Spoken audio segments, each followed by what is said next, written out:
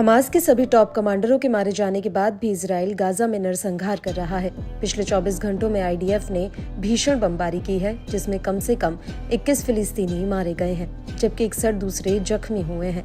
इतना ही नहीं, इजरायली हमले में एक ही परिवार के 10 लोग मारे गए हैं, जिसमें 7 बच्चे शामिल हैं। हमास के स्वास्थ्य मंत्रालय ने ये जानकारी दी है।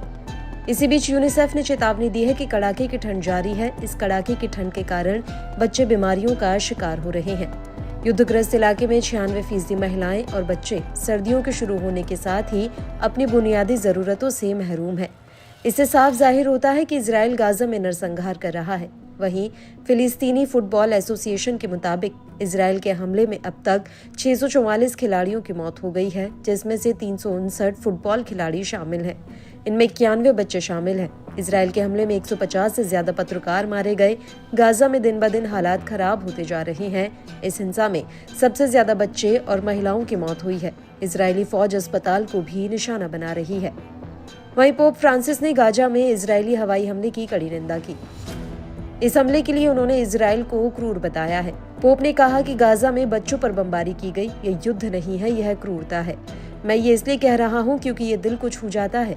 दरअसल शुक्रवार को इजराइल ने गाजा पर हवाई हमला कर दिया था। इस हमले में 25 फिलिस्तीनियों की मौत हो गई थी, जबकि कई घायल हैं। मरने वालों में ज्यादातर बच्चे शामिल थे।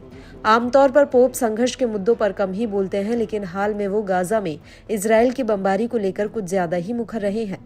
पोप ने कहा कि कुछ अंतर्राष्ट्रीय विशेषज्ञों का कहना है कि गाजा में जो कुछ हो रहा है वह नरसंहार के लक्षण है। पोप के इस बयान पर इजराइल के विदेश मंत्रालय ने कहा कि इजराइल हमास के आतंकियों की क्रूरता के खिलाफ खुद का बचाव कर रहा है, जो इजरायली बच्चों की हत्या करने की कोशिश कर रहे थे, लोगों को बंधक बना रहे थे और उनके साथ दुर्व्यवहार कर रहे थे। आपको बता दें कि गाजा पर इजराइल के हमले रुकने का नाम ही नहीं ले रहे। इजराइल गाजा जंग की शुरुआत हमास पर इजराइल के हमले के बाद शुरू हुई। पिछले साल 7 अक्टूबर को हमास ने इजराइल पर हमला कर दिया था। इस हमले में 1200 लोग मारे गए थे। 250 लोगों को हमास ने बंधक बना लिया था। इसके बाद इजराइल ने भी पलटवार शुरू किया और हमास को खत्म करने का प्रण ले लिया।